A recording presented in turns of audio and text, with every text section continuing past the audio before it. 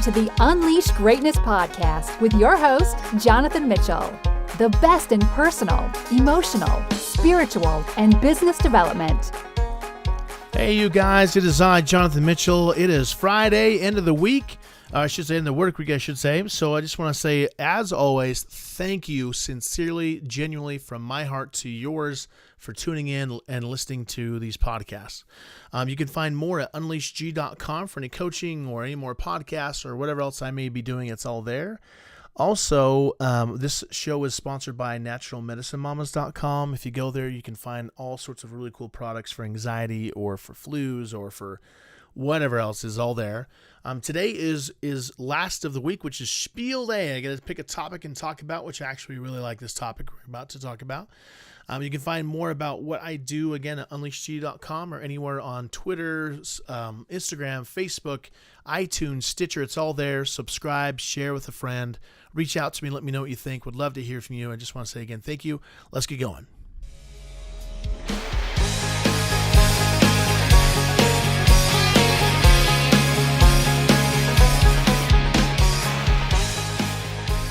All right, you guys, I hope your week has been fantastic, fabulous, superb, sweet, and radical like mine has been. I just want to do a quick review if you haven't tuned into us before, or I should say me. This podcast, we have 5 shows a week. Monday, we had Clarissa Robert on with us. Amazing story, amazing person, good friend, positive energy. You got to listen to her. She's awesome. Tuesday, went over some MBA musing stuff, talked about economics and what you can do that would, if you're an entrepreneur and want to make some extra money, how do you find a way to do that? How do you find your own niche? Wednesday was about the book called Influence. I did a book review on Influence by Robert Cialdini, which again, I always say his name wrong. And then yesterday I did the 7 Habits of Mentally Strong People, an article I found on Forbes. Very, very cool ideas around how to be mentally tough and strong. And then today is Spiel Day. I get to talk about some content of my very own. So last week, if you tuned in, I talked about, again, tuning in. That was the very subject I talked about, was tuning into success. How do you find out, how do you tune up or to engage at a higher level, and how do you tune into that? If you haven't listened to it, go back and listen to that. It was last Friday. I think it was number 58 or 59. Anyway, so just go take a listen to that so you'll help understand this podcast a little bit better. So very briefly, I talked about how we can tune into things. I don't necessarily believe in attraction, like the law of attraction. I believe more in tuning in, just like a radio. So one thing I want to talk about today is taking that to the next level, to the next step, and just talking about your life as a whole, taking a little bit more ownership about what you're experiencing. One of the books I talked about in the past was a book called Zero Limits by Joe Vitale, where he talks about the concept of taking responsibility, not blame, but responsibility for everything you experience in your life. Because he said the same thing as like, you're tuning into this for some reason. It doesn't matter if you turn on the news and you see something about Trump or something about war in Africa or whatever it is. Even though it's not your fault those things are happening, it is your responsibility to change your energy around them. And by changing your energy around them, according to quantum physics and other stuff, it will help shift those events going on that you may not have any other physical control over, but energetically you can by choosing how you feel or think about them. I want to talk about today about what responsibility you have over your life as it is right now. So when someone comes to work with me, I always have them fill out a short little questionnaire so I can have an idea of where they're at in their life. I talk about money, I talk about social life, I talk about emotionally where they're at, spiritually, physically, their love relationships, love partners. Every aspect of someone's life is what I do. I tear apart their life and I just say, what's going on right now? It's just a diagnosis, finding out what is happening and how they feel about it. I then take them to have them do a 1 to 10 scale. And I just say, as an example, like I'll go through the questions with you right now. So first question I say is, from 1 to 10, how would you rate yourself socially? Like when you go out with friends, how's your social life? Is it a 5, meaning it's okay? 10 means it's amazing. 1 means it's non-existent.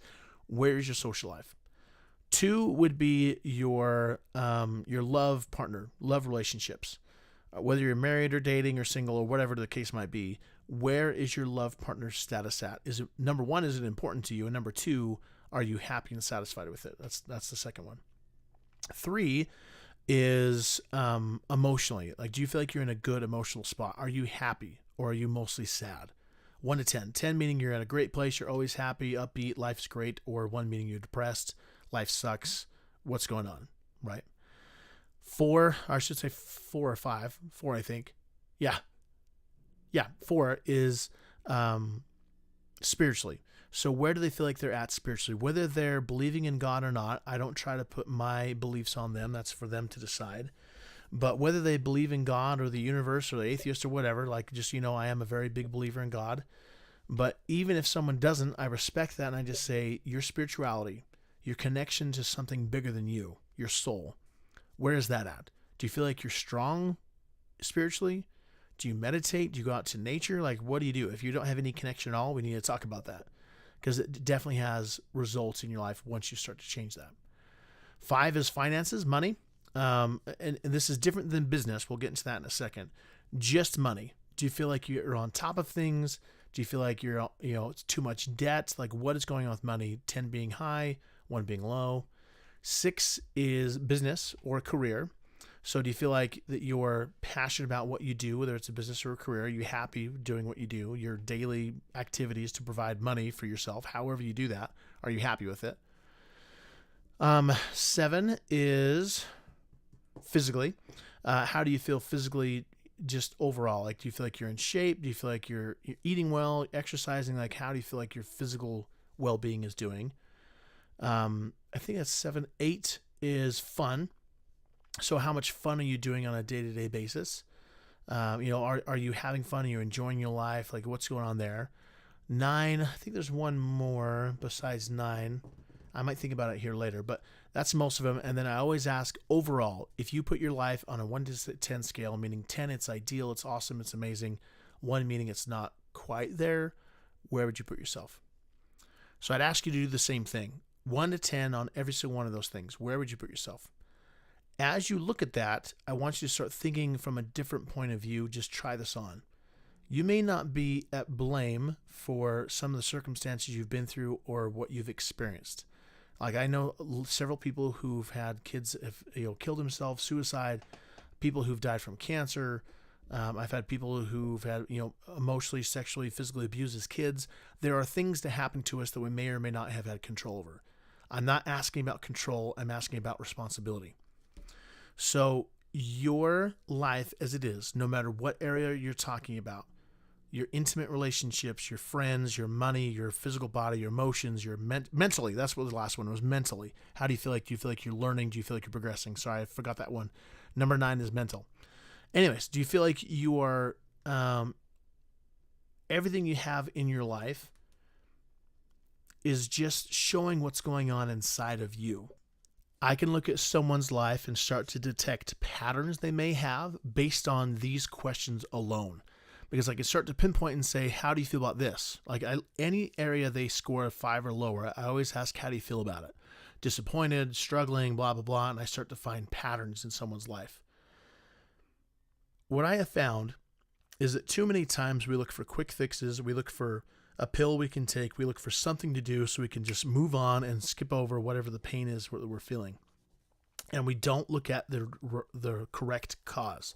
As an example of this, when I lived on the reservation, in the Navajo reservation, Native Americans believe that when you experience sickness or disease of some kind, there's something going on in your soul, in your subconscious, that you need to fix or to come to terms with.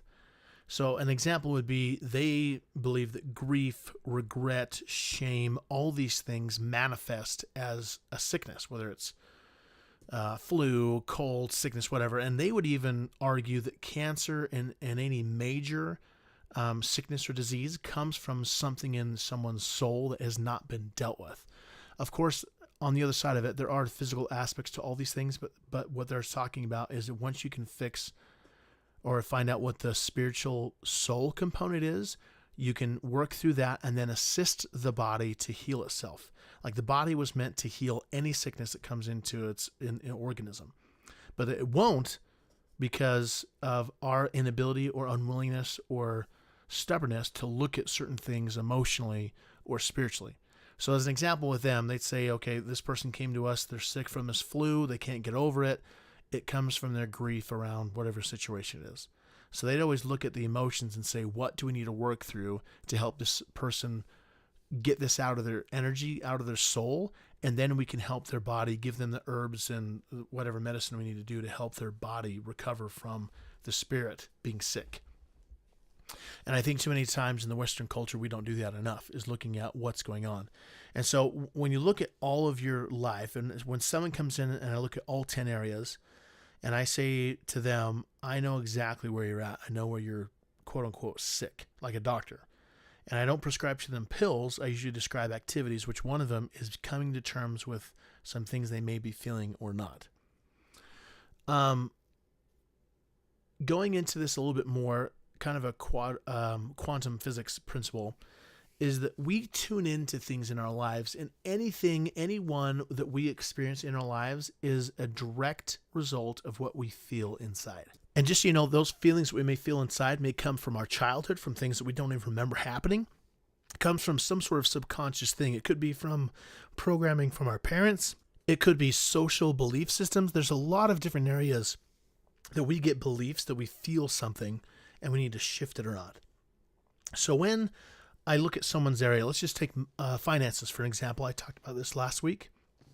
When I find someone who has a weakness in finances, I always ask the question, okay, you put yourself at a 4 out of 10 for finances. If money was a person, this is a Gestalt therapy technique, by the way. If money was a person and you had it sit down right in front of you, how would you feel about this person? Would it be someone you'd want to be friends with? Is it something you would want to hang out with? Is it someone you would despise? How would you feel about this person called money? And as they describe their feelings towards this entity, this energy of money, it usually starts to come out that they're angry at someone else, or frustrated, or sad, or grieving, or whatever.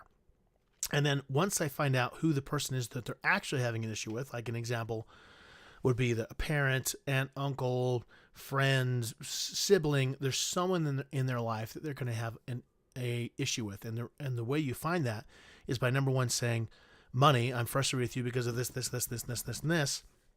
And then the question I ask the person talking to money, I say to my client, who in your life do you feel these same feelings towards? And they'll say, my dad, my mom, my sibling, my aunt, uncle, my boss, my whoever. And then we work through the feelings they have with that person. Anything you experience in your life, whether it's money, disease, situations, your body, whatever, is connected to something else or someone else or some sort of emotion or energy inside of your body. And the reason why you're experiencing that is because it's a message for you to wake you up and to deal with whatever is going on in your life, to deal with whatever that thing is. And I'm not talking years and years and years of therapy to deal with something. I'm talking about in that moment, going through the forgiveness process, loving process, letting go of the negative emotion, and moving on to experiencing love for that person, for money, for your body, for the disease, for whatever it is. The crucial point I want to make here is that you can't just have one side. You've got to have the willingness and the ability to let yourself experience negative emotions or feelings like grief, sadness, anger, frustration. You have to give yourself that space to process that and to allow it to flow through you. Once you get it out of your system, then you put back in love, gratitude, forgiveness, and all these positive emotions. There are some hard situations, like I used to work with rape victims in Chicago, and trust me, I know that there are some situations that are not fair, that suck, that you have no control over, where there's a lot of emotion around certain things. Like rape is one of the things that has a lot of emotion around it, and rightfully so.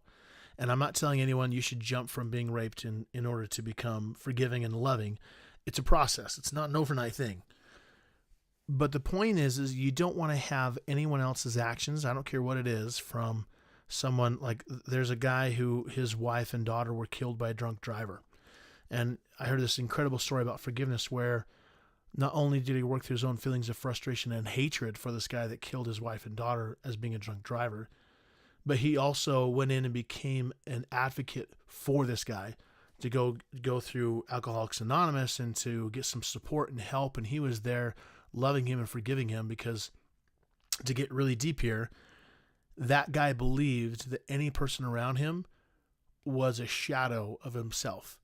And in order for him to love himself and to love God appropriately, he had to love the person who he despised the most, which was this guy. And even though at first he had a hard time with it and he wanted to, literally kill him instead of helping him, as he tried to forgive and to love and to hold thoughts and energy of love and gratitude towards this man who killed his wife and daughter being a drunk driver, his hatred and his anger and his frustration and his grief subsided, and what replaced it was love and kindness and forgiveness. And please know, in this circumstance, this does not mean that people can just run over you and have no boundaries. That's not what this means. This is all about your emotional well-being and where you're at, to allow yourself freedom from any emotion that might be holding you back. So take anything in your life, money, relationships, events, job, physical body, disease, whatever it is, look at it and say, what kind of emotions do I feel about this situation, this sickness, this person, this money, this whatever it is. Allowing yourself the privilege to feeling the negative emotions, letting go of those emotions, and replacing it with positive and forgiving and gratitude. Sometimes it's a day thing. Sometimes it takes a couple of months. There is no saying, and you cannot force yourself to feel something that you don't, but you can choose to think different thoughts about things. And that's a huge, impactful statement I want to make to you. You can choose the thoughts you have towards anything, and you can change how you feel based on your thoughts. I hope this has been beneficial for you. If you want to change your life, change how you feel towards the things you're working through. Notice where you're at. Find the places of gratitude. And like last week, give yourself the space to feel whatever it is you feel, and then focus on where you're going. Focus your energy towards the future you want to create, on the person you want to be, on the money you want to make, on the business you want to create, on the relationship you want to have, on the happiness you want to experience. That's where your energy should be focusing, all while being grateful for everything you experience in this life right now. The good and the bad, dark and the light, pretty and the ugly. Be grateful and love it all. And I promise you, as you do that, you will experience a peace and a power that you haven't before. This is Unleash Greatness. I am Jonathan Mitchell. Thank you so much for tuning in. Please share and subscribe, and we'll talk to you later.